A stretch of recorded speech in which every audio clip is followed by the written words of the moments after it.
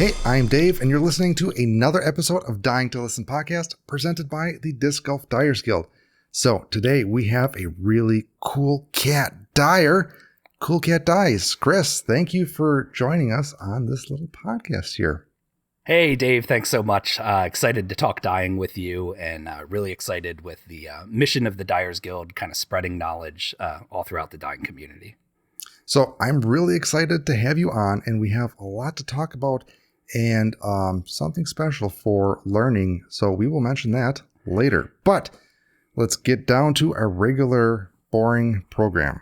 So, do you play disc golf? I do. I do play disc golf. Probably a common answer. I think I haven't found a dyer that hasn't played disc golf. There was a period of time where I had to take a break due to injury. Might have something to do with why I got into dyeing. But so what got you into disc golf? So I came up during the pandemic, one of the COVID dyer boomer people, but not immediately. My friends and I, we held on to ball golf for a while until all the ball golf places got wise and figured they could start charging double, triple what they normally were. And we were looking for a cheaper hobby. Golf's already pretty expensive. And so we transitioned over into disc golf. What does disc golf mean to you, and why do you like playing disc golf? Yeah, so for me, it's really about kind of focus and being able to hang out with my friend group. My disc golf friend group is really one of my most diverse friend groups. We have like 3 or 4 people with PhDs in it. We have people that do all sorts of day labor jobs and stuff like that, firefighters, and everybody in between. It's a true melting pot, and it's really fun to get out and get everyone's opinions on the state of the world and everything, and just huck some discs at some baskets. So were these existing friends, or did you make friends because of disc golf? About 50-50. Obviously it's a blend. It's a process of blending the friend groups together. And it's like, oh, I know a guy. So did you convince your friends, or did your friends convince you to play? I think for me, it was a mixture of both. I got my brother, who's a much more gifted athlete than I am, starter set. And then I got not a starter set myself. I purchased 3 discs for myself to kind of go out with him. Cause I don't know, for some reason I can't do the stock standard thing that everyone else does. So I had to make my own custom starter set after researching, had a polecat, had a buzz, cause everyone's like, the buzz is the best disc ever. And then a leopard, cause that's also highly rated. So pretty close to a starter set. And about the same time I got that, my brother was saying, oh, I really enjoy it, to a bunch of his friends. And they're like, oh, yeah, we play every once in a while, too. And then, we started clicking together. And now, we have a Facebook group chat of 20, 30 people strong, all in the area that get out and play. That is awesome. My friend convinced me to play disc golf, and I'm glad he did, because ta-da, here I am where I am now. Yeah, that's an awesome journey. So what got you into disc dyeing? So I'm a big researcher. I'll research any hobby before I go into it, and I'm the type of person that'll go all in. So when I was getting into disc golf, I was on Reddit, again, researching what's the first 3 discs I should buy. And on the regular disc golf dyeing or the disc golf Reddit, you'll get people who post dyes occasionally. So I was like, oh, that's kind of cool. Put it in the back of my mind and didn't really think about it too much.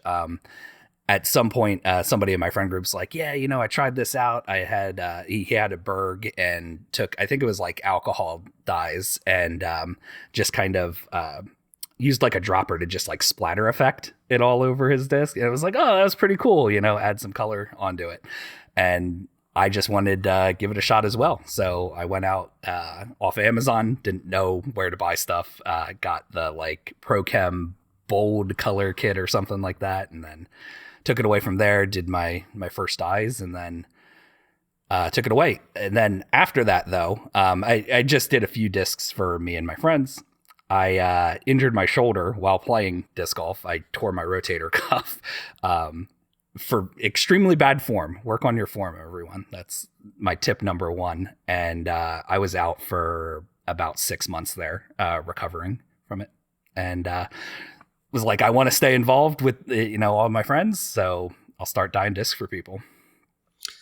That's awesome that you got into disc dyeing. Bad that well, maybe it's good because that's what got you into disc dyeing. So yeah, definitely what took it to the next level from like every once in a while thing to doing it much, much more, getting more practice in. Yeah, absolutely. Do you remember the first dye that you did? I did. I have the disc. I can show you as well for the viewers at home. It didn't sell. I didn't give it away. I kind of wanted to keep it as a memento. It's probably 2001, so almost 2 years old at this point. Quite faded. Shaving cream dye here. And it is a leopard because I liked leopards. You'll notice a theme, a catty theme. I tend to gravitate towards things with cats on them, things with cats in their name. I probably have or bag every cat related disc in the world. So I dyed it on a leopard. I did the shaving cream dye. You'll notice there's a ton of white on that disc. Because I was like, I need to ration out my dye. I can't use too much of it. So I was like really ginger on the sprinkle and stuff like that. And then when I pushed it down, there was a bunch of air bubbles and other snafus on that particular dye. But yeah, that was the first step in shaving cream dye. Well, I feel like unlike most people, you were rationing out the dye. I feel like a lot of people like, that's not enough dye. I'm going to put a shit ton more on this mound. Well, and I mean, this was my first lesson in dyeing. I mean, I learned from every disc I dye. The blue and red was so overpowering on this disc and all the first discs that I did. It's just, you have it. If you're thinking about trying to balance it out, those colors are so much more potent. And you can really blow out a disc's kind of design by putting way too much blue or way too much red on it. And did you say that you started out with ProChem? I did, yeah. Yep, the ProChem little starter pack thing on Amazon. Nice. Again, I researched and everybody's like, ProChem's the best. It was I got in probably about 9 months after everyone who had nothing, in terms of good-ish resources. And so people were pretty established on, ProChem's the stuff to go with. You can try other things. iDye Poly's okay, but like, it's where you want to go. Did you buy ProChem when they didn't label it as disc golf dye and it was dispersed dye? Yeah, it was in little baggies, and I think it was it's Prosperse is I think the polyester blend of them. So yeah, and then they did that whole rebranding, and I think you could probably go to their site and just use the Prosperse dyes if you wanted to. But I don't think the colors are any different. Yeah. Have you used iDye? I have. I use iDye Poly Black for my hot dips, which I'm changing over to Onyx but I mean, hot dip material lasts for pretty much ever. So it'll be that for a while. I tried out a bunch of the different colors. There's, iDye has what? It's a gunmetal or something like that. It's some sort of like silvery type thing. I don't do much with it, but I've mixed it up before to test it out and see how it works. Gotcha. Have you ever used iDye Brown? I don't know. I don't think I could. For the longest time, I never shopped at craft stores, so it was whatever at the whim of big Amazon, unfortunately, and.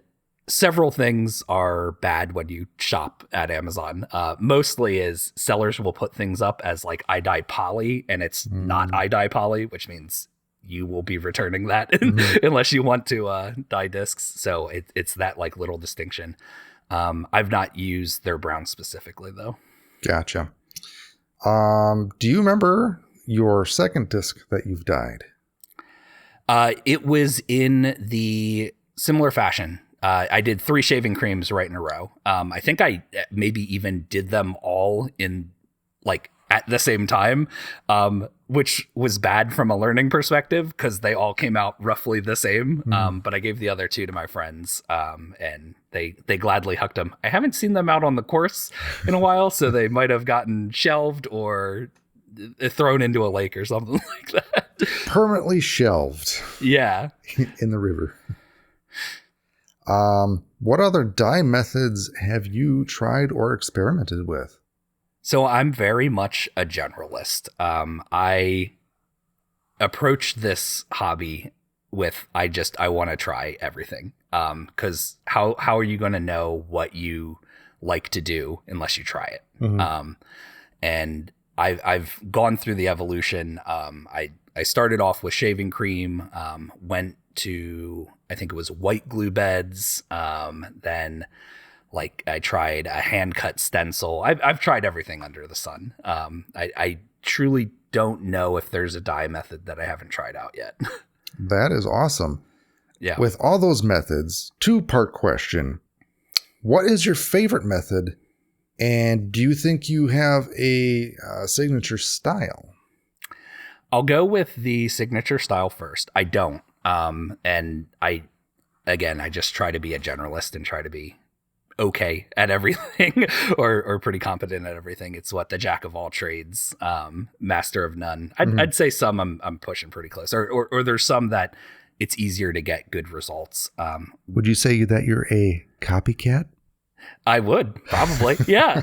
I really use the Instagram save for later collection button on people's stuff. I'll see something cool. Boop, I'll snag it for later, and I'll try to evolve it in some way. I think that's an important part of the artistic process is you don't want to necessarily copy verbatim unless you're trying to do that. And in some people's styles, they're so unique that like it's going to come off as a copycat either way. A couple of dyers come to mind with that.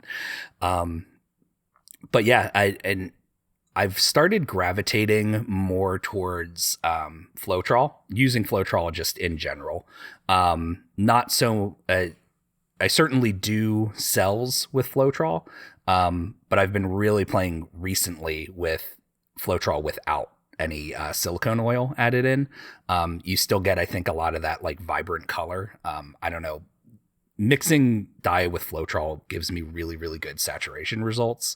And you can get a lot of variety. And Floetrol still has the properties of not letting those colors mix too easily. So you can get some really cool effects with them. What is your mixture for dye and Floetrol, and how do you create that? So, yeah, this is one of the things I find really interesting about how dyeing has evolved over the past, we'll call it 3 years. You had everybody, like, I'll just call out, I think it was Tiffany Shaw's recipe. I think it had like glue in it and Floetrol and like some silicone oil and iodide poly color intensifier and stuff like that. I think we've seen a simplification. Everyone's just been trying to simplify their like secret recipes to like, does it actually matter or not that I put 3 drops of this in or not? So my Floetrol recipe is 4 ounces of Floetrol, half a teaspoon of dye, which I suspect is on the high end. I don't think you probably need to use that much dye. And then I do put a couple of drops of the color intensifier in, mainly because I have it. And I wouldn't buy iodide poly to put color intensifier in your Floetrol, but it's just going to go to waste. So I don't know, we'll call it for good luck. I do notice though, when I put that in, you can see little like almost droplets of that oil or whatever it is floating on the top of the Floetrol. I don't know if that does anything. I assume it does not, but yeah, just Floetrol and dye. That's basically it. I feel like that would be something the detectives should test is, does the color intensifier actually do anything with various mediums? Yeah, I was really excited when I pitched you the idea. I didn't come up with this. You already had the idea. I thought I had a unique idea, which happens from time to time.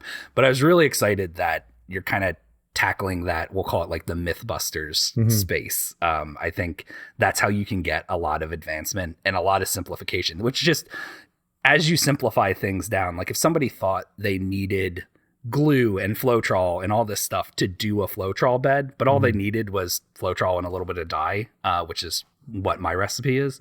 That lowers the barrier entry. It gets more people experimenting, and it really advances.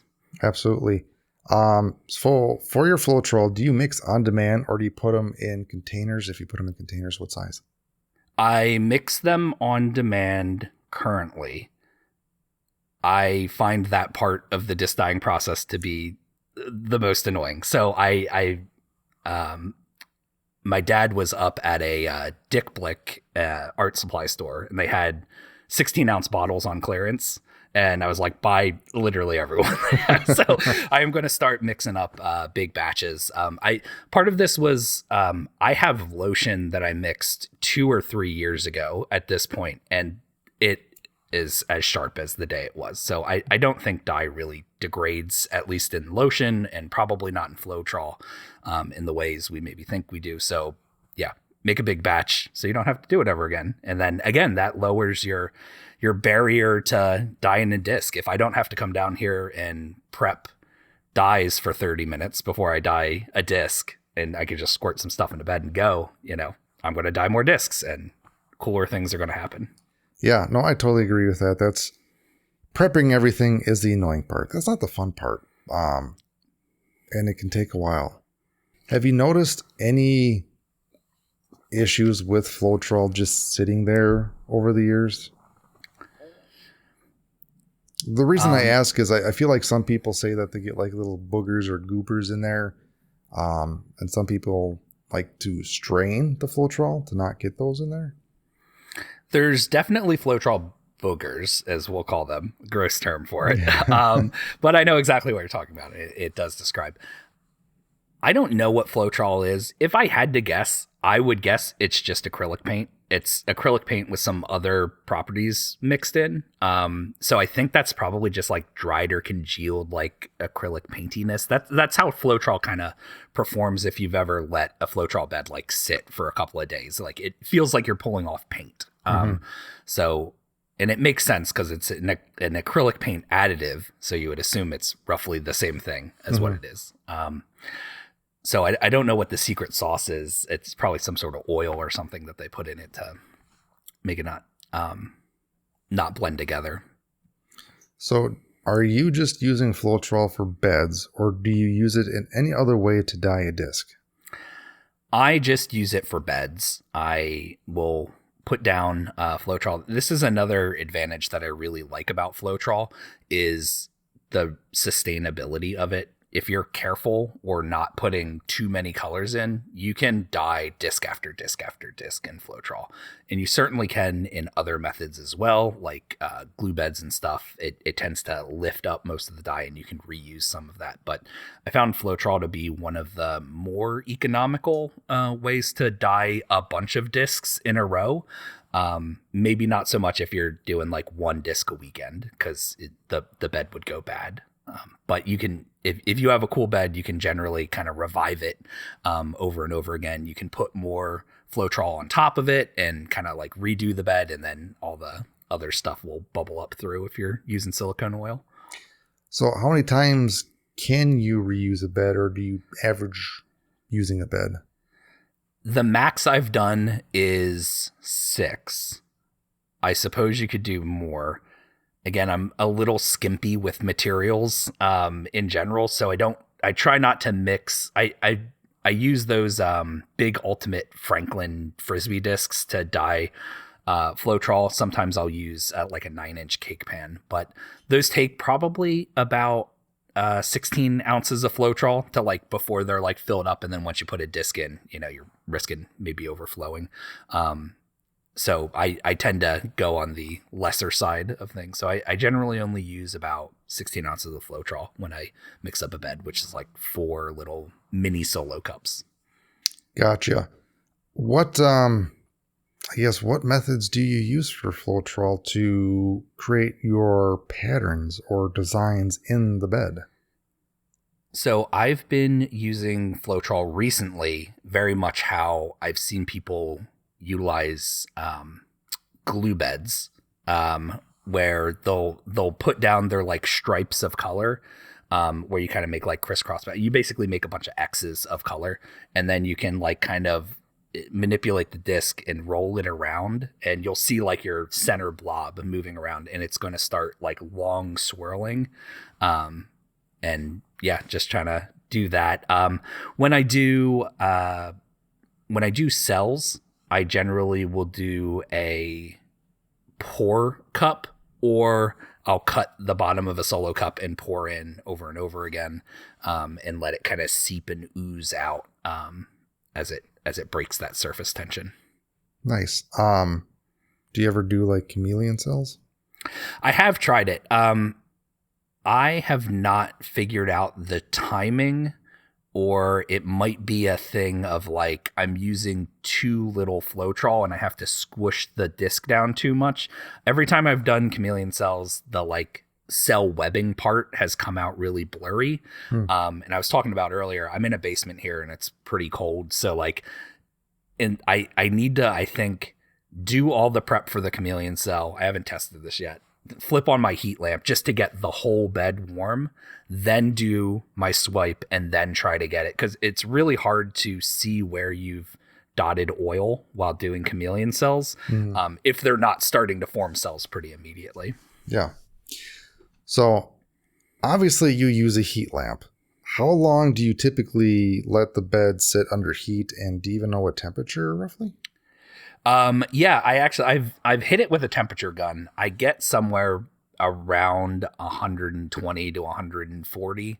I don't know if we can see it here. I have a monitor arm, and I have my heat lamp on that, and it can adjust up and down, so I can get like if I'm trying to develop cells, I'll squeeze the arm down and let it sit really close to the bed, so I'm sure it's cooking to almost boiling. Like I'll sometimes come down here and I'll see steam rising off of it, but that's if I want to. I'm a very impatient person, and from what I've listened to this, you are a similar way. Yes.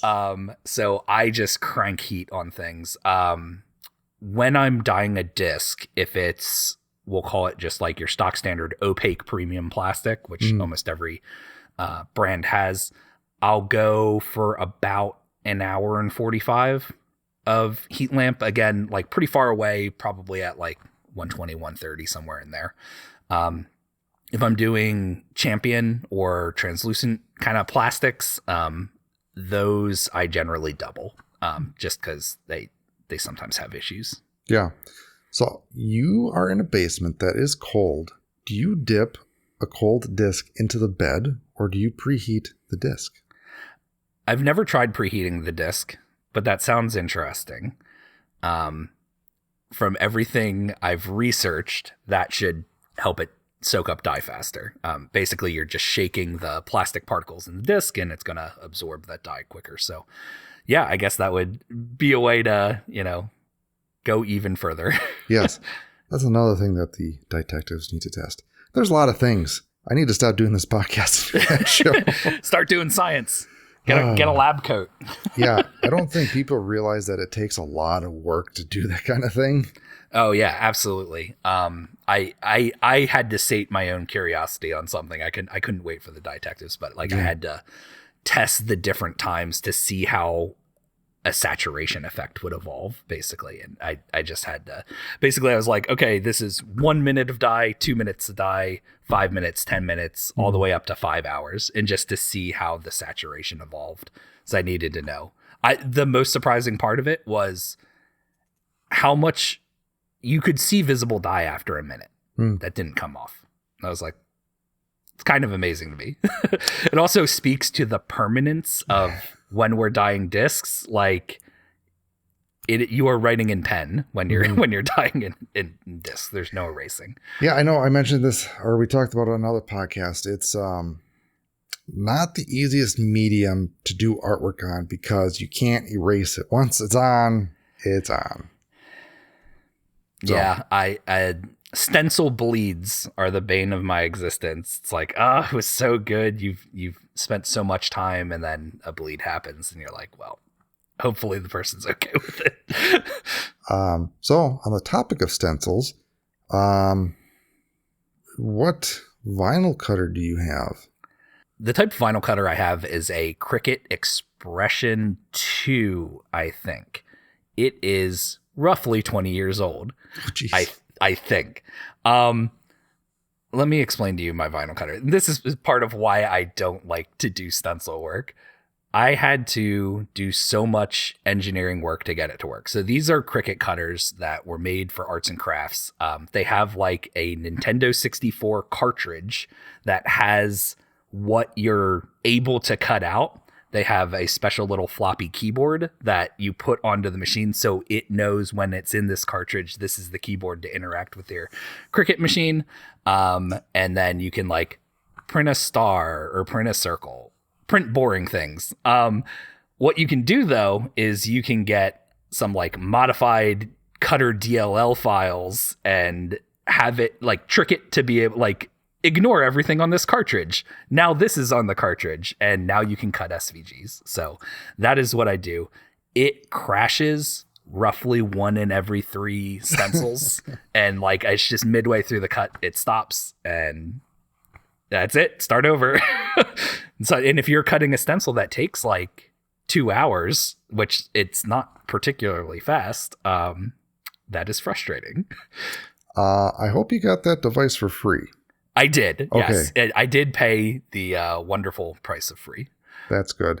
Yeah, I feel like you jailbroke that old version of the Cricut. I think you might. Well, do you like doing stencils? Here's what I will say about stencils. I think it can produce and frame some of the most interesting art you can put on a disc. You can only do so much with like glue beds and stuff like that. So if you're truly trying to like make something, I'm not going to say stencils are the best because there's definitely really cool non-stencil discs that you can dye, but a lot of people ask for things they like, and you can't like abstractly through Floetrol dye, I don't know, a sports team logo on a disc. So it's kind of what the market demands sometimes. I don't like doing stencils though. They take a lot of work. If you mess up applying it to the disc, there's a lot of parts in the stencil process that can go wrong.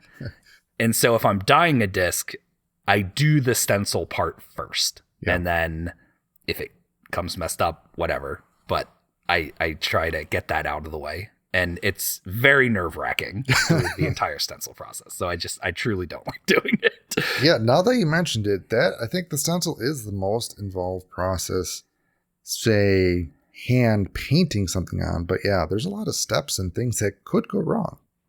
Yeah, and I think the difference is I think there's a lot of things that can go wrong that wouldn't necessarily be in your control. Like if you get like a little micro tear in your stencil, or like part of the adhesion, you know, if you're hot dipping, part of the adhesion comes off and part of your stencil goes away. It's like frustrating. The nice thing about if you did truly just hand painting the whole way, you have full control over that the whole time. So any errors you make, that's on you. It's not, my stupid vinyl got messed up again. Yeah. I think anything that can go wrong with the stencil has happened to me. The worst is when you apply a stencil and it's a very detailed stencil with a lot of cuts, but it's off-centered. Oh, yeah. I've not solved that particular problem yet. I think the other thing that I've had happen is I'll work with the SVG, not mentally clock that it's not a square, center it up, and then I've started cutting circles around all of my stencils to just like see how it'll look on the disc. Or you get an kind of a lopsided looking stencil. Like, I don't know, say, let's talk about like Pikachu for a second. If you wanted Pikachu on your disc, I've not done this yet, but he's a lopsided thing. Like his little tail would look weird if he was perfectly centered on the disc. You'd want to like compose that better. So it would actually be off center to make it feel more centered. So I've been trying to frame my stencils before cutting them, and then I do the little trick where you cut a little tiny dot in the center of wherever you think center is, and then go through the laser pointer process. question. Do you put the vinyl on top of the disc or the disc on top of the vinyl? I'll blow your mind. I'm a switch hitter. What? If the disc is flat, I will vinyl on sticky side up and push the disc down onto it. If it's a flat disc, if it's a domey disc, I do it the opposite way, and I kind of fold the vinyl like a taco, basically, and then try to make contact there and then put it out. So okay. Well, the second way is the right way. The first way, that's just only savages do that. So yeah, there is that. Have you tried any other method besides hot dipping for stencils? I have not. I've been always doing research. A lot of people talk about how they get better control doing some sort of alcohol mixture or lotion to do like a stencil black on their lotion. I don't like working with my hot dip mixture. It's just kind of annoying. It's a lot of equipment to bring out. You can, however, get results in 10 minutes. So depending on what you're doing. Also, I don't know if it's my vinyl, but it has stickiness issues sometimes. Sometimes it's too sticky. Sometimes it's not sticky enough, and I get bleeds everywhere. I can't name and shame it because I don't know what it is. It's some brand I got off Amazon. Gotcha. Well, you should try the best vinyl. Well, everything is subjective, but try the Oracle 651 if you haven't. I've heard Oracle over and over again. I know mine is not Oracle because I think it's on my shopping list. Yeah, I've tried like the off-brand stuff. I've tested that. So the Detectives, that kind of came from me doing a test of different brand vinyls to see for cut settings and what would work the best. But yeah, I had some off-brand vinyl and it sucked. Have you had any luck using contact paper as like a mask? Not necessarily for a stencil, but like if you wanted to like mask out the rim or mask over an existing stencil to do some dyeing. I have, and I've only done mild dyes with it, nothing like with extreme heat or extreme time. And I have transfer paper that I use to mask stuff off, and it so far seems to be working. Nice. Yeah, I'm always looking for tips to mask things. The recent one, I don't know if I'm sure I learned it from someone. I did not come up with this. But they were using electrical tape to mask the rims of I think it's Axiom, who does the like can do white colored rims on the gyro stuff. So if you want to like mix it up or just preserve the color of one of those rims, I've been trying it out with electrical tape and it works great because it's got that perfect amount of like stretch and you can really work it around the curve of the disc. And yeah, it's been working great. So shout out, was from Ivan from Delicious Discs that put out that video. Yeah, I have listened to most of the podcasts here. I think I got 2 left from right here. So I'm sure I heard it from them. Again, always doing research. Yeah, no. But that's impressive that you listened to all but 2. That's a lot. I didn't listen to a couple of the first ones too, just because I got in a couple late. But they're unplayed on my podcatcher of choice, so I'll go back and listen to them when I run out of content. Nice. So with disc dyeing, why do you like disc dyeing? And what inspires you to keep disc dyeing?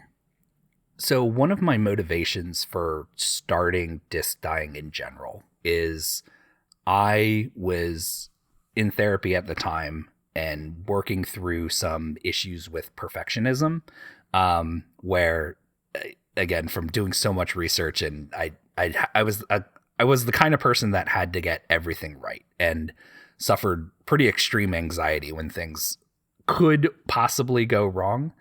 One of the things I worked with my therapist and I mentioned disc dyeing as this could be a possible outlet where I can try to fail more intentionally.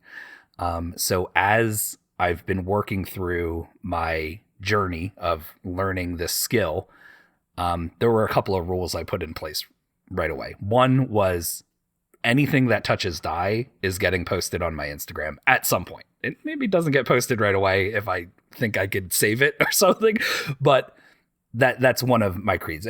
You can go back and you can actually see a pretty, I think, evolution in process. Like the first 15 are really rough, and then you start getting a few hits here and there, like, oh, that's pretty cool. And then, I think most of the stuff I've been, it's not to say I don't do any failures. Stuff happens all the time, but being comfortable with that process of it doesn't need to be perfect. It can be imperfect. I think one of the things, and this is gonna, if there's perfectionistic dyers out there, this will come to it. I do really enjoy looking at people's discs and be like, there was like a little bubble there or something like that. And that's just for my own acknowledgement. And that would really bug me before, but it's just part of the process. It's what's there. And it's becoming comfortable with, you're probably, as the person that worked with it, because you're so close to it, the only one that's ever going to notice it. And I've given discs to my friends before, and other people I've done commissions for, and it's like, oh, I know this is like messed up here. And they're like, oh no, this is the coolest thing I've ever seen. It's just like realizing that you're probably your own hardest art critic and you can push past that. That is awesome that you are doing that, because disc dyeing, I can definitely see be hard for a perfectionist, because I don't think you can ever get a disc perfect. There's always going to be some little thing. And like you using this as, I guess, call therapy to get comfortable with that, that is awesome. And congrats for you on doing that, because I know that getting out of your comfort zone is not easy. So again, kudos. Yeah, thank you very much. Yeah, it's been a huge help, a huge tool in the tool bag, and has opened up other doors and in leveraging my perfectionism for good and not for it owning me. Yes. I feel like I'm a perfectionist as well. And one thing that has helped me is to just do it. It doesn't have to be perfect. If you never do it, then, well, you'll never find out. And what's the point? Just do it, fail forward, learn from your mistakes. Nothing's going to be perfect. It's probably going to bug the fuck out of you, but you'll learn to love the randomness and chaos sometimes of disc dyeing. Yeah. Practice makes progress is what I go for. Not practice makes perfect. Nothing makes perfect. Perfect happens accidentally. Serendipity. So there's a lot of luck involved in perfect. That is a great quote, that perfect is an accident. Sweet. So what is the hardest part of disc dyeing, and what is the easiest part? So the hardest part for me is like the preparation and the cleanup, the boring, chory parts of disc dyeing. The waiting is only half hard for me, waiting around for the discs. I'm lucky enough it's off screen. I have a ranch style house, and I have a disc golf basket in my basement that I can putt out to 40 feet in my basement, granted with a low, like 8 to 10 foot ceiling. So I'm a good spin putter. But when I'm waiting for something in bed, I'll go over and practice my putting game. So that's cool there. The easiest part is just sending it, really. That would have bothered me before. I would have wanted to make sure like the bed looked perfect, and like, especially when doing like glue, like swirl dyes and stuff like that. It's like, oh, am I over mixing it? Do I need to throw this bed out and start over? I will say I've never thrown out a bed. I don't know. It seems wasteful. I'll send something and see what happens and learn from it that way. I'm not the type of person that my Floetrol bed looks weird. Because who would know? There's been beds that I have been like, this is going to look awful. And sometimes it does, but sometimes it's really cool. And there's literally only one way to find that out. That is very interesting. And with your perfectionism, do you have any fail stories or any memorable fails? I do. I have all sorts of them, and they're stacked up here. I would consider the first disc I ever dyed somewhat of a fail story. It just, like, there's so much white undyed stuff here. It just didn't come out well. It's so faded now, but there was like huge, I've never liked shaving cream, but there's like huge gashes of not really color there. That was one that didn't turn out well. I didn't think about this at the time when I was making this particular disc, but if you've ever had the season fall, it's a red, orange, and black. This is unthrowable for like half the year. Did not turn out how I wanted it. I think I made it actually around fall too. I'm like, oh, I want like a Halloween looking like splotchy disc, and I don't know. It came out super bad. Didn't really like that. And this is kind of like the evolution of like how I approach failure nowadays. This is like a really muddy Floetrol bed. Like if you don't focus on the spin dyeing, that's how I kind of quote unquote saved it. But like it was a rainbow bed that I used 2 or 3 times at this point. And this was like the third one that went in. I was like, when you're looking at, I'm covering up the microphone with the disc. When you're looking at a bed, or you're looking at dye that's mixed, very rarely does it look exactly like what it would dye to your disc. That's one of the tricky things when you're working with color, is all of your blues, if you mix them all together in solo cups, would look incredibly similar. So when you're looking at a bed, you have to kind of trust that your dye's working properly and will actually be different colors. So like this was an example of one of them that like, it looked a little muddy, but I could still see very clear splotches of color. But by the time you like squish the disc in and it kind of does a little more mixing right on the pan, it didn't really come out the way I wanted. There was a bunch of issues. Like there was like right here, like white on the outside where it just didn't make adhesion with the bed, and a lot of issues. But spin dyes fix a lot of things. And so you could do things like, put some cool rings to distract people from it, or like dye the back and make it all rainbowy. And like that's kind of how I approach it nowadays. So that was a disc that was like sitting around in my basement here for a couple of weeks. I'm like, I don't know what I'm going to do with you. I'm not posting you on Instagram right now. You're going to sit in timeout until I figure out what to do with you. And I have a couple of discs in that form at the moment. Well, I mean, you showed the discs, and I don't think they're necessarily fails. They're all good.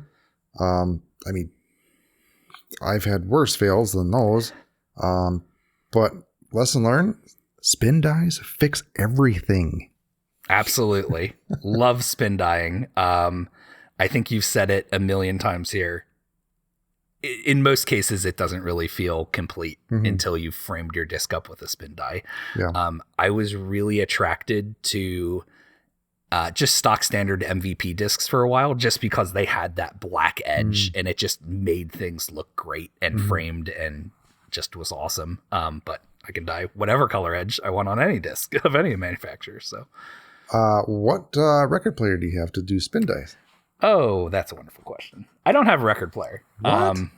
I am a very engineering person. I didn't make this. You'll get to see it.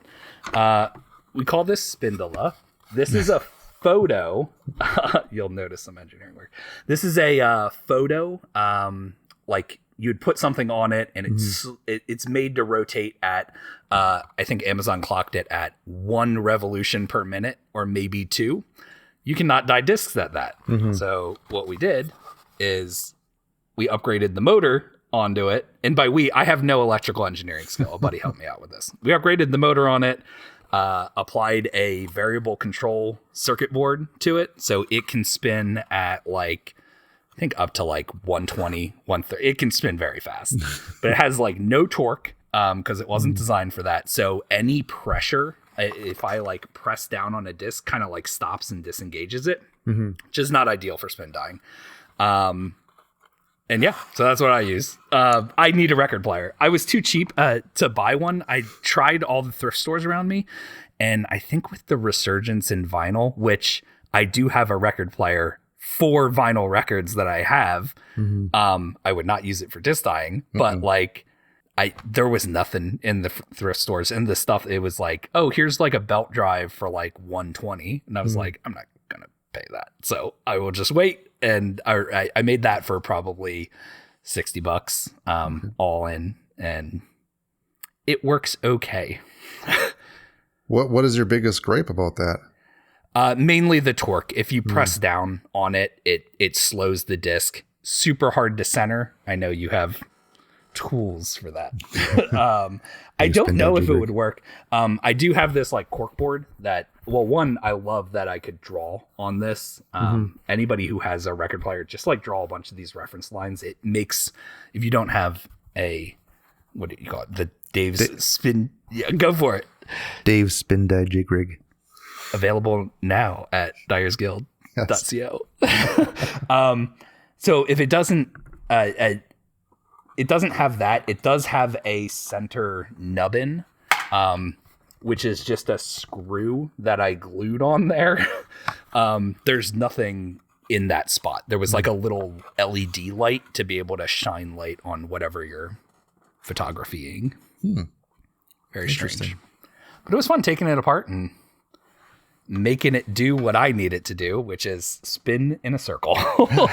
I saw people, I was inspired. I saw people like, I think there's one guy, he took like a box fan and cut open the grates of it and was just like, this is how I'm doing it. And that's the kind of energy I really enjoy. And I love seeing other people bring to disc dyeing, especially, back in the day. Yeah. How is your DIY device for like the actual plate of it? The stability, is it like really wobbly or is it pretty even keel? No, it does pretty well. I don't know how much of that is like just the mechanics of like the cork board or whatever. But no, it doesn't move around. Again, I can kind of stop it if I press too hard on it, like if I'm using like a Q-tip or something like that to apply dye. And then it's not like super firmly attached. Like I would have issues, I think, if I put like a cake pan with shaving cream on top, and you know how sometimes people do those like swirly dyes. I think the second I started putting any pressure, it would just like stop and probably not do what it needs to do. Just because I think it's a safety feature of the device where it just disengages the sprocket. I was gonna say, like I'm really curious now. The internals for that, how is it driven? Is it gears or belts? It's gears. He had to 3D print a gear to step the motor closer than what the original like specifications were for. Or he had to, I think it was like he had to up gear it or down gear it.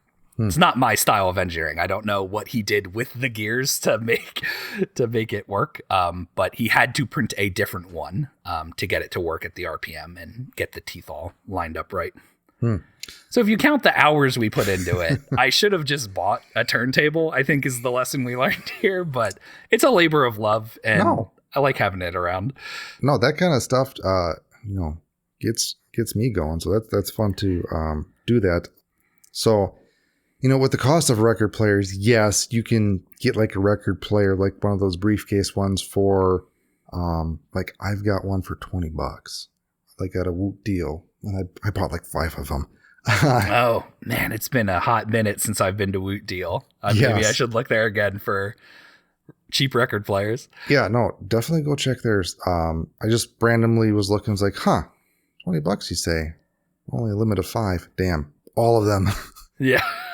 but typically they're like $30-$40. But anyways, I put a reverse switch on one of them, and I plan on doing it with all of them because, the engineer in me is like, what if I want to do like a lollipop spin backwards? Yeah. I will say, mine has the ability to go both directions, and that actually is incredibly helpful. The variable speed's good, but being able to switch it in the other direction, just like depending on what you're doing or what you're fading in and out, it really helps. Yeah. And for that reverse switch that I put in, I do plan on putting instructions of how to do that for anybody else that has like a briefcase turntable. There is soldering involved, but it's pretty minimal. Yeah. So those briefcase ones are belt driven. Is that correct? Yes. Okay. Yeah. So I guess mine's gear driven, which is probably, it's not, is that direct drive then if it's gear driven? I don't I know would the say mechanics. technically no. It is gear driven because I feel like direct drive it's a direct shaft from the electric It's motor. just the motors right there at the center doing all the work. Yeah. Mhm. And the advantage from what I understand is a direct drive. You can rotate it both directions freely without the motor being on. Is that the advantage it has over belt driven, or? I honestly don't know. What I have works for me. So, if it works for like some of the top professional spin dyers out there, works for me. Yeah. I like the appeal of, maybe I'll look into the briefcase ones because they have a pretty small footprint. I know, like, I have upstairs for my actual records, like a Crosley, which I've seen some dyers use. Mhm. But that I don't have a huge space down here. So it would take up way too much of a dying footprint here. Yeah. I mean, for the price, it's decent. There's obviously some nuanced flaws that are not the greatest. And if you go pay more and get a quality one, it's better. Like the platter can not be perfectly level and just slightly wobble when it turns, which again, for what I do, perfectly fine. Yeah. We're not looking for pinpoint accuracy usually. Yes. And speaking of die accessories, what is your favorite die accessory? So I have a bunch. I will go through like a best of best. This is the one I would highlight though. These are mechanical pencil clutch holders. And so like in here, these are perfectly sized to hold a Q-tip, which is great. They're also perfectly sized to hold if you've ever used like a wood skewer to do real detail work. They hold that as well. The advantage for the Q-tip, it's like, one, I was sick of getting dye running up the Q-tip and staining my fingertips, which is really annoying. But it's like you dip in a color, you go spin, spin, spin, spin, spin, do all your stuff, and then just click. Okay. Holy Next shit. You blew my mind. Because I have two of those. What are they called? They're like architectural pencils? Yeah, like I think the technical term, they're really hard to search for because I did not know what to call it. Yeah. I believe they are mechanical lead clutches. Yeah. Or architect's pencils or whatever. But yeah, they're meant to have just a solid piece of graphite in them to do, or charcoal or whatever. You can get them of different sizes. I have a bunch of different ones. This is Koh-i-Noor, and it's a 2.5 millimeter, which I found is the perfect size for this stuff. So that is my plug. I really like that. That was my huge upgrade to myself. And I go through a lot of Q-tips, and being able to change them out quick, it's been great. That is awesome. No, yeah. I'm definitely going to have to do that after we're done recording. Yeah. Well, the first one I had was way too wide, and I was like, well, I have the Q-tip, and I put some electrical tape around the Q-tip to make it like fit snugly. And I was like, I'm just going to experiment and find whichever one I need. So 2.5 millimeters, you could maybe get away with a 3. But 2.5 is what you want to look for. I'm trying to think. I think I might have a 2 mil. We'll see. It might be a little too tight, but it might still work. Yeah. It might not be like the cool quick release. I know. Yeah. It's love doing it. Just right into the trash can. Do it every day. No, that is awesome because then you have obviously more leverage and more control to do whatever you need to do with your fine motor skills. Yeah. It's more comfortable to use as well instead of trying to hold onto a little toothpick Q-tip. And if you're like me, you don't really like to waste anything. So it's like you can break the Q-tip in half and now you got double. If you're trying to hand hold a Q-tip, you are going to get dye on your hands from when you switch it to the other side and cause all sorts of problems. So that is my number one dye accessory. Obviously, to do spin dyes, you need something that spins. I would say the second biggest one is, though, like my heat lamp. Love heat to just crank saturation on discs. Have you tried various Q-tips to see, is there like a standard diameter for Q-tip things? I have only ever used Q-tip brand Q-tips, and then I got like just the pointed Q-tips, whatever the cheapest one on Amazon was. I have not noticed there's a difference between them. I know there's some Q-tips that are like wood, like they have like a wood and then the cotton on it. But I'm assuming they're all roughly the same size. Yeah. All right. My mind is like, okay. Moving on. What plastic type do you like to dye? So I will pretty much dye any opaque premium plastic. Opaque white obviously is the ideal. I dye a lot of neutron plastic because all of my buddies that are one of my biggest sources of commission work over and over and over, repeat customers, are all gyro heads. So that neutron plastic is great. I don't keep up with a lot of the dye or a lot of the disc manufacturing. So I didn't know for a while until I got a disc with it. Streamline plastic is the same, right? They're all the same, I guess, for them. It's Axiom, MVP, and Streamline. And Streamline's great because I don't know, I'm not super sold on the gyro technology being a thing. It does make the disc look nice, and it probably helps the durability wear a little bit because it's that hard edge plastic. So I really like that. I also really like the Gateway Diamond. And they have Diamond HD now. It takes dye really, really well. I feel like Gateway is like one of the more slept on companies. They've been around for a while, but they got some cool stuff, and they got some cool molds as well. I throw a lot of Gateway stuff. Yeah. I don't want to say that's surprising that you picked Gateway because it is an underdog, I guess I would call it. Their plastic for dyeing, it's really good. Their molds, I have honestly haven't thrown a whole lot of Gateway stuff, but I know the Wizard is very popular. And you can get Gateway discs relatively cheap and affordable compared to some other manufacturers. So, yeah, that was the advantage of Streamline for a hot minute, but I think they're starting to climb up in price. But you could get Streamline discs for just like $2 or $3 cheaper than the MVP counterpart, and it was the same neutron plastic, so it took dye super well as well. Yeah, well, I like your friend and friends, so that's cool. Yeah. I'm trying to think. I do a mixed bag. I have what is it, Terra? I have a Terra that I throw every once in a while. So some MVP. I don't know why I like MVP/Axiom. Maybe it's the cool colors. Maybe it's the names that they give the discs. Whatever. They are very, they got that technical engineering theming, you know, like Teslas, volts, and whatever. So, yeah, well, whatever. I liked them before they were cool, so whatever. Yeah. So, what are your favorite colors to use for dye? I really like the neon kind of rainbow palette. It's great. They're really bright colors just in general. Pretty much full stop there.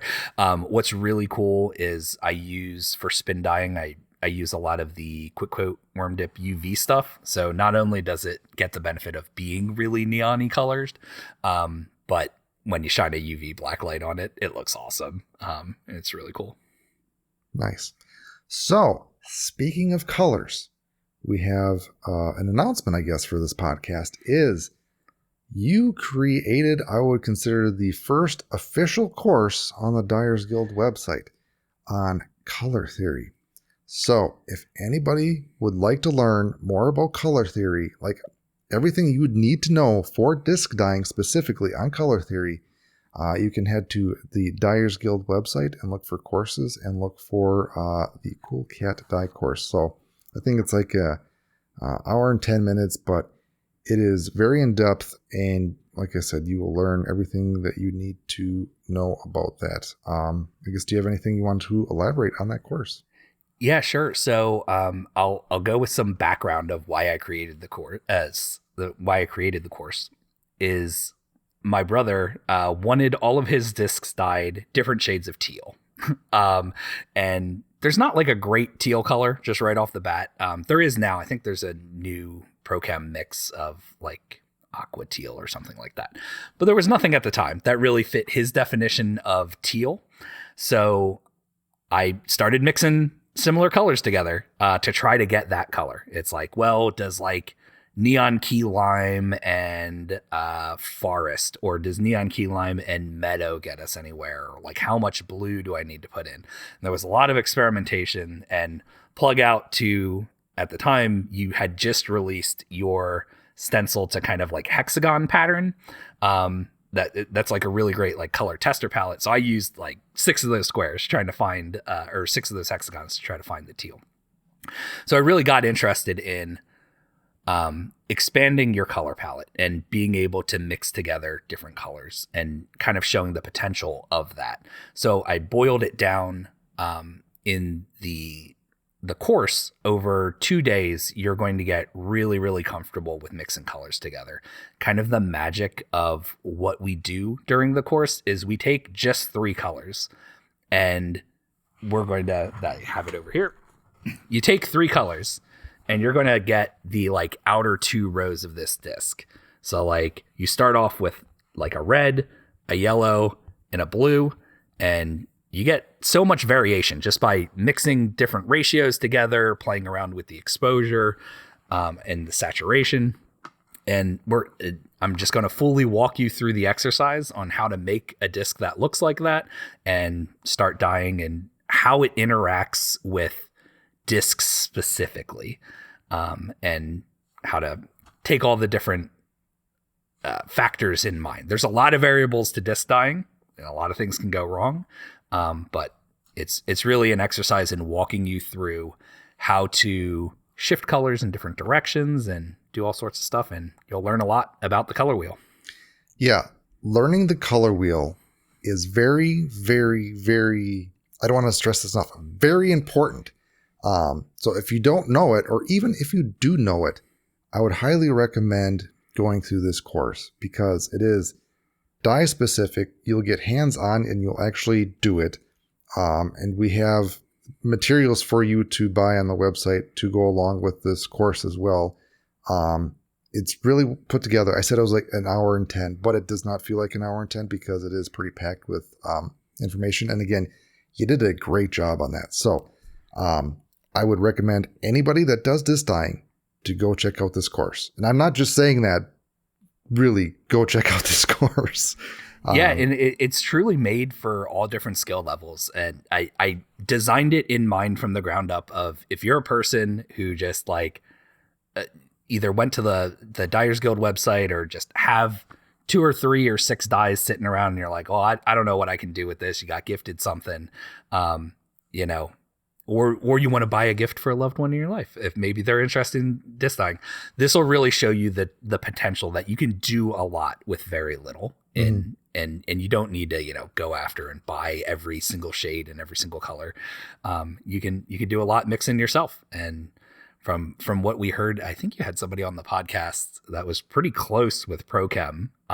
And they were talking about, like, that's all ProChem's doing too. They're hand mixing different core dyes together. Yep. So if you take some of their core dyes, you can mix up whatever you need for yourself. Yeah. And if, you know, you can create your own custom colors if you know how to mix things. And if you need to match a color of a sports ball logo, you can totally do that. Yep. Yeah. That was one of my recent commissions. He was like, hey, I want the Miami Hurricanes. And they have like a very specific green and orange. And, you know, how do you go about the process of matching that? Yeah. You know, you could take your chances and you'll have a green and a orange, but might not look great. Yeah. So again, the course is on the Dyers Guild website, and it's dyersguild.co, and there is a course specific section. So again, I greatly appreciate you creating I would say the first real course on there. I know it's a lot of work, and kudos. It was really rewarding, and I wanted to do something at like the maximum potential of like what I think somebody would want to invest in doing some sort of intensive course there, and everything from now on is going to be easier. But yeah, I don't think there has been a color theory specific instructional thingamabobber for disc dyeing that I've seen. No, and I reference it in my appendix. There's a lot of you can watch a lot of traditional color theory stuff on YouTube and stuff, but like applying it specifically to dyeing, there's a couple, I won't spoil it. There's a couple very key subtleties between like mixing paint and then applying dye to a disc. There's some tricks there. Well, go check that out. Moving on. So what do you want to do, experiment or expand on, or take your dyeing skill to the next level? Like, what is the next thing that you want to try or do? So one of the big things for me is increasing my consistency, but more than that is I want to increase my sustainability. I want to be able to reuse glue more. I was really bad about reusing supplies, and part of that was I started off as the 1 disc a weekend dyer, and nothing's going to survive 12 days later down in your basement. So being able to doing things like saran wrap or using Floetrol, or actually one of the things I was thinking about, people who use glue will they'll take their glue and they'll rebottle it. And it's just kind of the average of the color. I was thinking, like, as long as I don't do like a rainbow Floetrol bed, because that would mix up to brown, basically. If I have like a mostly blue Floetrol bed, I'm guessing that's still mostly blue Floetrol. So like bottle that back up, and when I do my next Floetrol experiment, lay that down and really like start getting some of those average colors. Plug back to the course. What we teach in there will probably help you understand what your mixture is going to turn into, and how you can utilize that. So really increasing my sustainability is one of the things. The other thing I really want to do is, we've seen some like new techniques cropping up.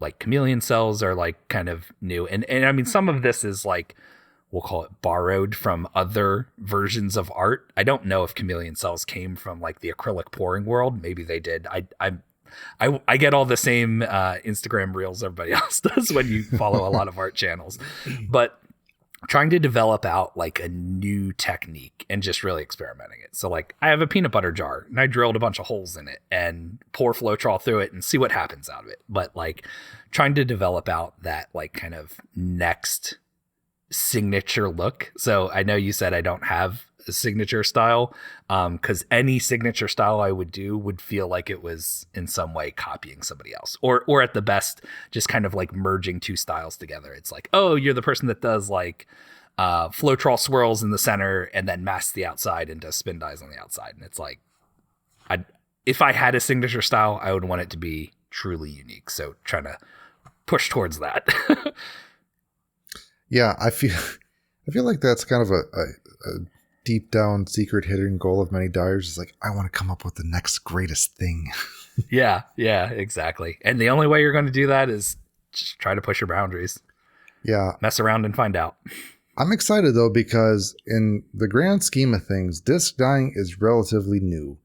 I mean, it's been around for a while, but I feel like there's an exponential curve of more people getting into it. Maybe it's this way on the camera. But I'm excited to see what people come up with in the near future. Yeah, absolutely. Yeah, and there's people that innovate on styles every day, and it's really exciting to see. Yeah. I'm, again, the COVID boomer disc dyer, but I still feel if you started dyeing then, you're kind of an old timer now. It's only been what, 3 years? Jeez. Yeah. So do you have any tips or tricks that you would like to give either beginner disc dyers or some old people like me? I would say the main thing is experiment and be curious, and really just try things out. That's the only way you're really going to advance your own artwork. But also the only shot you ever have at innovating on something. We all dream of, like, you know, you get the stories of invention of, oh, I left this Floetrol bed out for 3 days and my beer fell into it. Now I got beer dyes going on. Who knows if that's a thing? Somebody try it out. Let me know. I'm not going to waste good beer in a Floetrol bed. But that kind of attitude is how you advance things and how you find things out. The other key to that, though, is if you want to do it again, take notes. I can't stress it enough. In the course, I stress there's whole sections on note taking. If you want to improve that consistency, write down what you're doing. It doesn't need to be super scientific. It can be some things to just jog your memory. The more accurate your notes are, the higher chance you have at repeating. I had commission work recently that was like, match this disc that you did 40 discs ago for me. I want to have 2 more for my buddies. And it's like, well, I didn't write down what red I used. I'm guessing it's this red. It wasn't that red, but I had taken notes on it. And I do that through, if you look in my Instagram posts, I kind of don't do it as much nowadays, but in the beginning I'd be like, I used Prochem blah and blah and blah and used worm dip or this mixture, just so I could go back and reference it. I've kind of laxed on taking my notes a little bit, but I should start taking notes a little bit better. So that's another tip. The other one is art is subjective. So what you come up with, even if it doesn't work for you, and I have seen this over and over again where I've like, this isn't my best work, and then Instagram algorithm thinks otherwise. It's you know, some of my most liked posts are just like, oh, this was really resonating with people. I was like, okay, cool. I guess you all like it. I didn't, but what looks good to you might not look good to somebody else, and what doesn't look good to you might look great to somebody else. We all have different preferences. My brother, any disc that's remotely teal, he will probably gravitate towards. I super like every like nuke green, royal purple color scheme. I love that like green purple, and I haven't dyed anything with it yet. I need to get on that. I dye for myself very infrequently, and I'll hark back to like my last tip, and we'll quote the great differences doing it Bobby, is you just get out there and do it. Just send it and see what happens. Absolutely. Again, it's not going to be perfect. Just do it. Get started. Just do it. I think you inadvertently took notes for yourself, but I do think that helps other people when you post what colors you used for dyes. When I do a dye, I try to post as much information as I can to explain what I did, how I did it, and what colors, to help other dyers when they see that this is like, oh, cool, how'd you do that? There you go. Yeah, exactly. Saves you reaching out. I will say to that, every person I've ever reached out to, super helpful. This community is great. Just ask them what color you used if they didn't post it. But if you want to save yourself some DMs, just post it in there, and you know, your more shy people who wouldn't reach out anyways, they'll just see it and they'll innovate on it. Yeah. It doesn't matter how popular a disc dyer is. The majority of everybody is very willing to help someone out. So don't be afraid to ask. Yeah, absolutely. Yeah, there's some people that I'm sure are keeping their little secrets stashed away, but you can have your secrets. If I find out how you did it, I'm going to share it open source style, though. Yes. We can only grow each other together if we share stuff. And that's why I feel like the past few years disc dyeing has grown, and the styles have, you know, evolved as people sharing that information. And like I said before, the exponential curve is, I feel like at the very beginning of disc dyeing, people were holding on to their secrets, so the progress was very slow. But yeah. If you were to start disc dyeing today, is there anything that you would do differently, knowing what you know now? I think the cliche answer to that is, oh, I wouldn't change anything because I'd be a different person, blah, blah, blah. But yes, absolutely would invest in a heat lamp ASAP. If you want, I think pretty much any style of dyeing, with the exception of shaving cream specifically, can benefit from just heating the disc up. a little side note, when I was developing the course, I didn't originally start with the color theories course. I started with a like mechanics of dyeing discs course where I was going into like different thermoplastics and stuff like that. And then I realized I am making this course for myself and like 3 other people probably, and no one would want to listen to it. But it did a lot of research into, how dispersed dye interacts with plastic and things of that nature. Anyways, the TLDR of that entire course I will give away for free. Heat makes dye apply real quick. So if you're impatient or just want to, dye discs faster, churn discs faster, get better saturation. And some of it's just mechanics. Like if you're talking about lotion, as your disc sits there, if you're making it sit 24, 48 hours, that disc is slowly going to sink. The dye's slowly going to spread out. You're going to get blurs. If you just accelerate that process, get it to apply to the disc as fast as possible and pull it out, then you're going to have much cleaner lines, much crisper things. The heat lamp is a true utility. I would caution people to buy a quality heat lamp, unlike the first one I had where the bulb fell out onto the concrete floor, and be safe about using your heat lamps. Monitor them. Get one that is reliable, probably made for I think like chicken brooding is probably one of the more common things for heat lamp. So I would do that. The other thing I would say is a utility sink. If you didn't have one, maybe consider getting one. It's probably the most useful part of my dyeing setup, is having a junk area that is nowhere near my food to just, and I've always had the utility sink, but keep your dye stuff separated from your food stuff is my other safety tip of the day.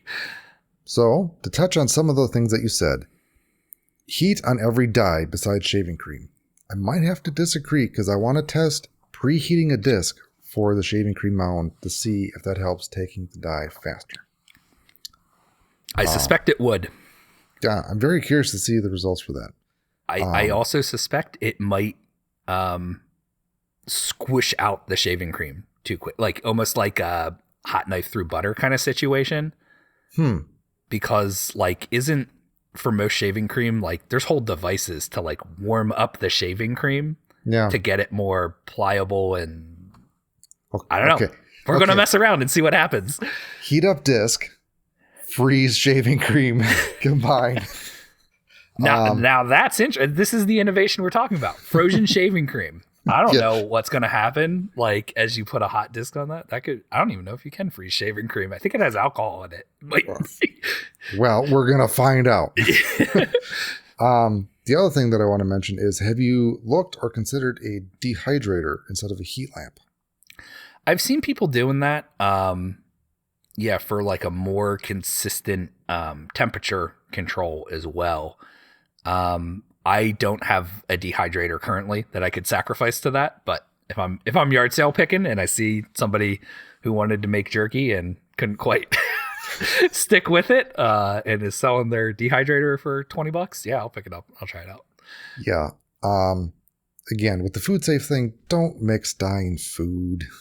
Yeah. Don't reuse that dehydrator for anything is a great idea. I will say, now that you got me thinking, I have a 3D printer that's busted, but the heat bed still works. So I could keep it contained in that. Oh, you're getting my gears turning. Jeez. It's a really old defunct 3D printer company. It was called Solid Doodle, but they had really nice enclosures to it. So it would be an enclosed space with a heat bed. So it would heat from the bottom. And you could really fine grain control the temperature on that. You literally can, because you can set the temperature of the bed. Yeah. It's like a glorified seating mat. Yeah, exactly. Yeah, that gets to much higher temperatures if you want it to. Again, never thought of that. As I look at my 3D printer, I don't want to fuck it up. But I feel like heating from the top is better than from the bottom. Yeah, I feel like, especially with cells, you'll get more movement. I don't know if that would matter for glue though, because glue doesn't really move. At least I've not seen it move that much. Yeah, I mean, I don't know. Again, another thing that I got to test is I like the heat from the top because you're getting the disc warm to make it accept the dye better. And if it's coming from the bottom, you're heating the bed that can unnecessarily heat for current or convection to move that stuff around unnecessarily. But yeah. More to the point, if you're using clear glue, all those little tiny non-surface bubbles are going to expand and move up to the top because that's how heat works. So are you going to get a billion little bubbles? Who knows? Nobody knows the answer to that because nobody's tried it yet. Not yet. That's what you got to work towards. So back to the food safe thing, a thing that when you mentioned the utility sink, if you don't have a utility sink, you can get, I just got one like 2 weeks ago, like a portable foldable sink that people use for typically like camping or fishing. So you can get one of those so you have like a dedicated place to rinse off discs. Oh, that's really cool. I've debated trying to I haven't vended at a tournament yet, but I figured to keep myself sane during the process, I would want to do some sort of disc dyeing there. But I was like, oh, I use so much water and like rinse off discs and stuff all the time during various dyeing processes. I was like, well, how would I handle that there? But that's an interesting idea. You get like the little camper sink and, just a bunch of blue 5-gallon jugs of water. And that should be enough to do, 10 discs or whatever during an 8-hour tournament. That's the reason why I got it is when/if I ever go to an event to dye discs, to rinse off whatever I need to rinse off. And that I can send you, I'll probably post it on the Dyers Guild soon, but like that portable sink was only $100, which isn't that bad. But I also got a foot pump to pump the water. Oh, cool. Yeah, really simple, really affordable, and just 5-gallon buckets to hold the clean water and the wastewater. Yeah. Wow. I like you. You sparked you sparked joy in me. I think we would, I got the vibe that we would get along. All right. Well, I learned a lot of dye specific things from Chris today, but let's get to know him more on a personal level. All right. The next section that we have is favorite fave. What is your favorite band or song? So it's not particularly a band. It's a DJ, the White Panda, and he does mashup albums. So he has probably about 6 or 7, if you search the White Panda on YouTube, mashup. I think of it as like the hyper threading of music, of you get 2 or 3 things going on at the same time. And I really like that mixture. Listen to that stuff all the time while disc golfing. Additionally, really like Caravan Palace for kind of electro swing stuff. And Lindsey Sterling is great rock violinist. So really cool stuff there. Genre bending things where it's like, the violin is the lead in this rock kind of group. And it's like, those things tickle my brain in a good way. Yes. Do you like the Trans-Siberia Orchestra? I do. I got to see them live once. Oh, nice. I've seen like 3 concerts in my life, and you have picked the one that I've seen. But yeah, Trans-Siberian Orchestra is great. Nice. Do you listen to music when you dye? Usually no. I listen to podcasts mainly. So this one specifically. I was going to say, that's how you got to listen to all of them. I listen to, I'll plug Max Fun Network as well. All the McElroy shows and Judge John Hodgman and a bunch of other things.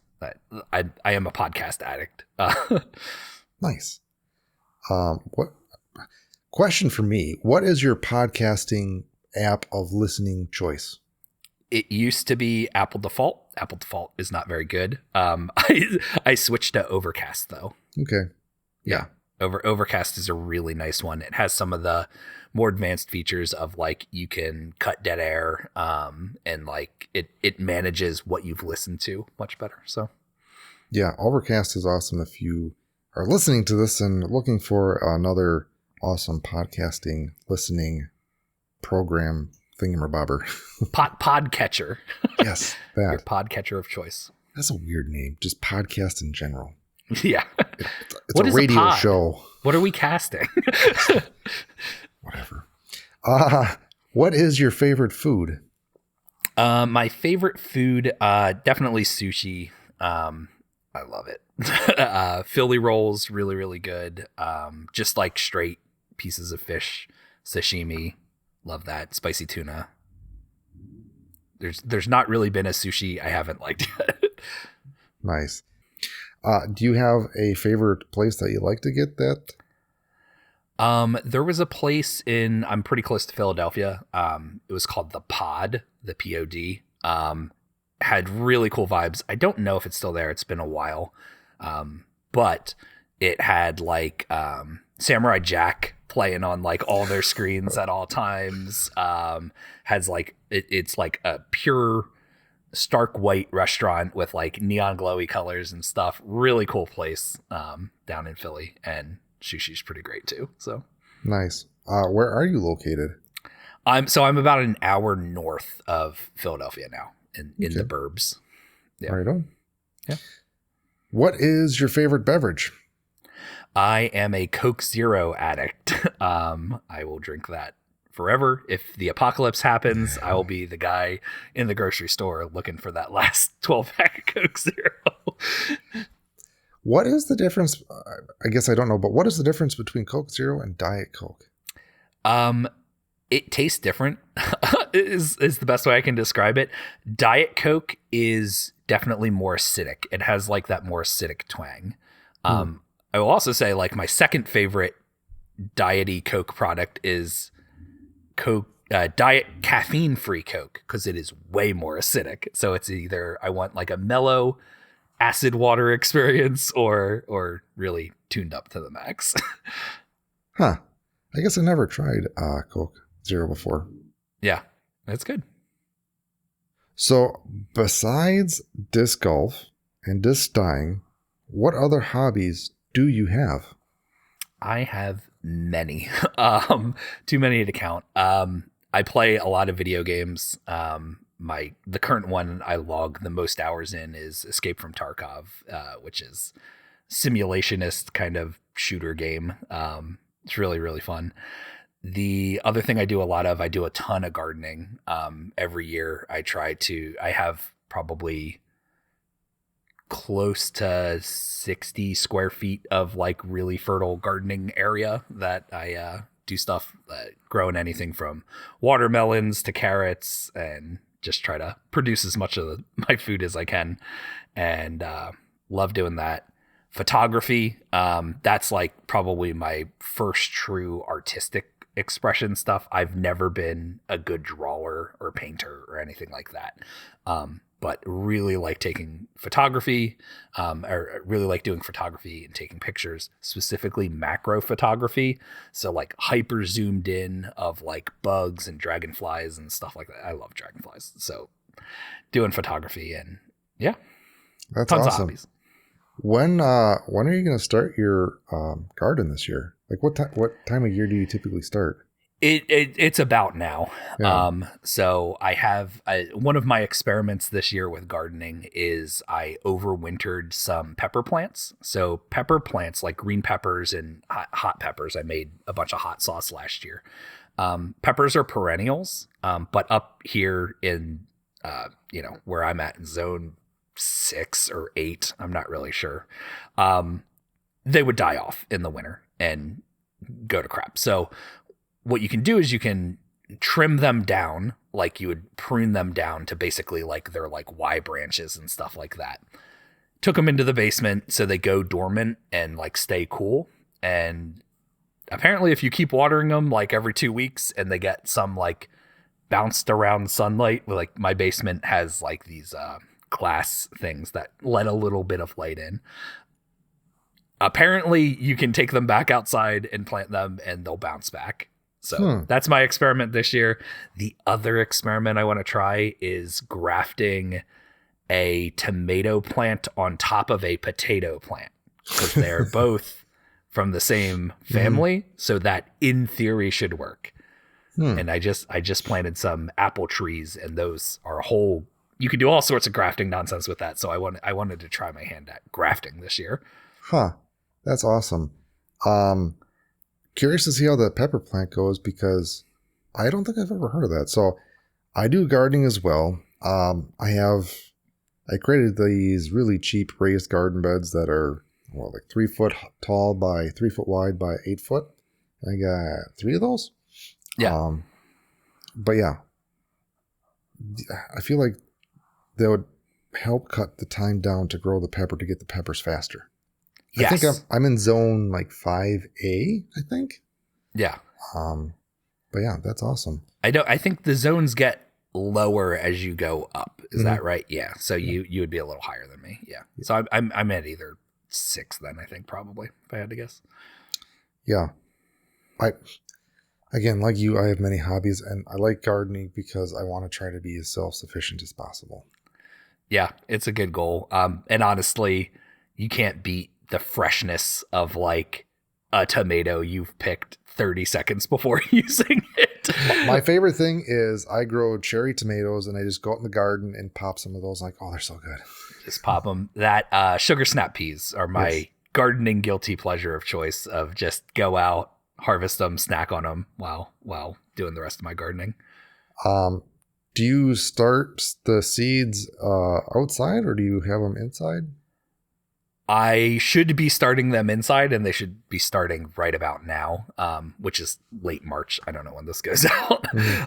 But a lot of my stuff I direct sow. I've been doing a lot of potatoes recently, just because I like potatoes, specifically purple potatoes. And potatoes are interesting because they're like kind of meant to just like, you could just leave them out there over winter, like just leave a couple and they'll come up next year.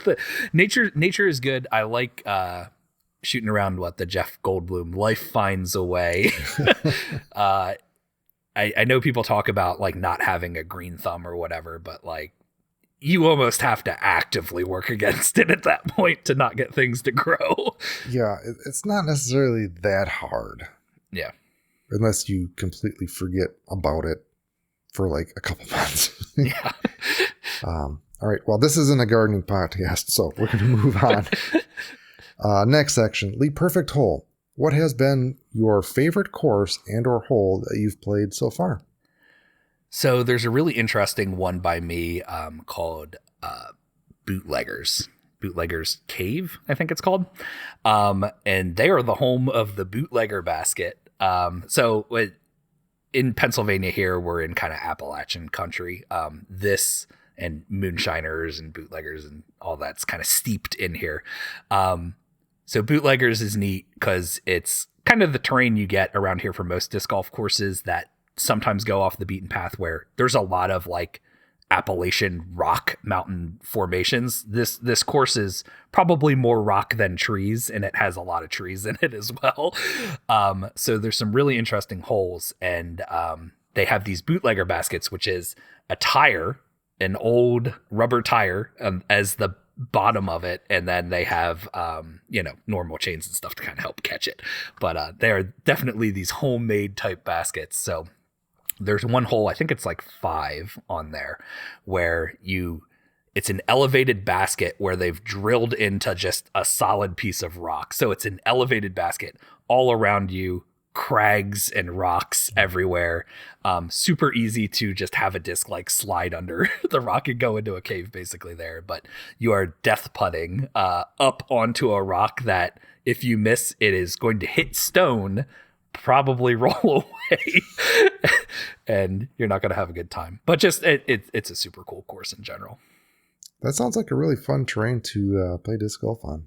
Yeah, it's interesting. There's another hole on Camp Olympic. It's kind of up near Allentown, and it is again big rock in the way, and your shot there is throw a thumber 90 feet in the air to kind of grenade lob up to the hole. I don't know how you get there that's not up and over the rock. Nice. I also feel like those type of terrains would be dangerous what was that movie where the guy had to cut off his arm because he got stuck in there? Oh, yeah, like 72 hours or whatever. Yeah. Well, that's awesome. Yeah. Next section, dream date. If you had to pick a pro disc golfer to play around with and hang out with, who would it be and why? I think I would go with Scott Stokely. Specifically right now, if you follow what he's doing right now, he's over in Japan. I think he's touring out of the country for the next 3 years doing disc golf outside of the US. So he's having a blast right now, apparently. But he just seems, he's been around the game forever. So I feel like the amount of stories you could have in around with him would be awesome. After my injury, which I got while throwing backhand all the time, every shot I did was backhand. I didn't have a forehand. Gravitated towards his videos he was the forehand distance. He still has an amazing forehand. So his form videos, how he explains and teaches. He's a teacher as well, right? So how he explains, how you want to think about the mechanics of a forearm, just really gravitating towards that. Seems like a really genuine person as well.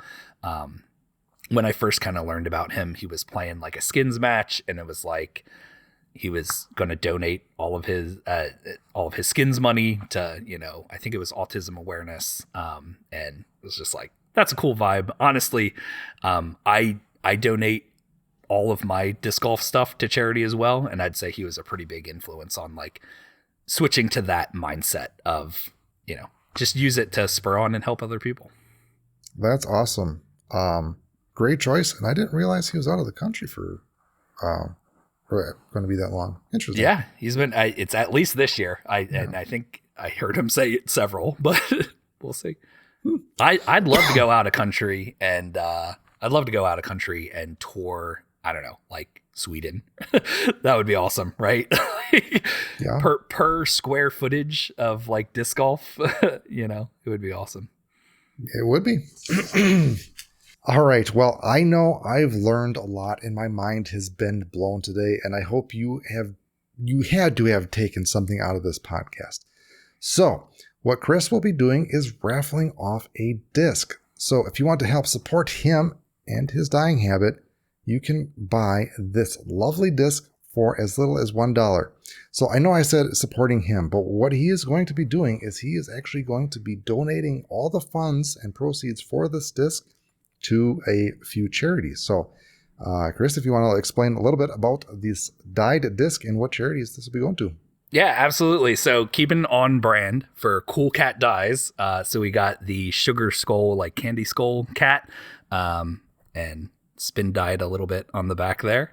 But we have this disc here, and it's everything I dye goes out to local cat charities. The specific one I work with is called Stray Cat Blues, and they do a ton of great work around here.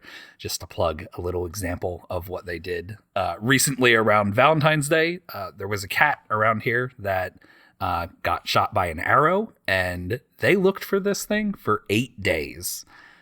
Most places I feel like would give up after a very short period of time, if you heard that story. But these people are super dedicated. They do a ton of great work and trap, neuter, release, but also getting adoptable kittens out to forever homes. And all 3 of my cats came from there. So that's awesome. So I know I knock on cats a lot.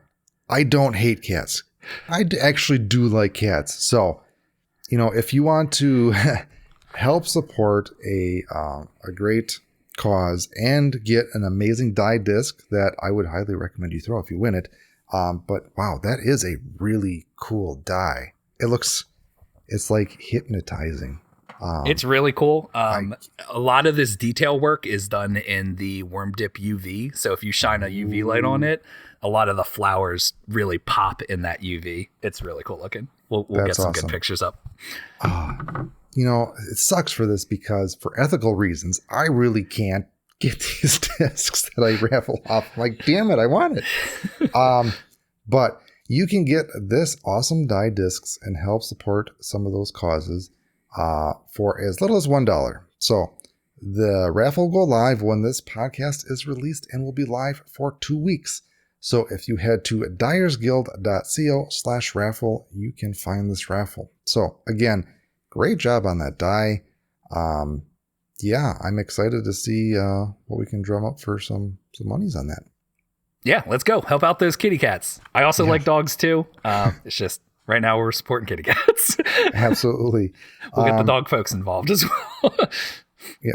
We already have Tar Heel. He did one of those. I was listening through that literally right before that. And I was like, I didn't even know about dog golf and stuff like that. That's super cool. Yeah, I learned a lot there. So we like all animals. Honestly, all animals except for birds. I digress.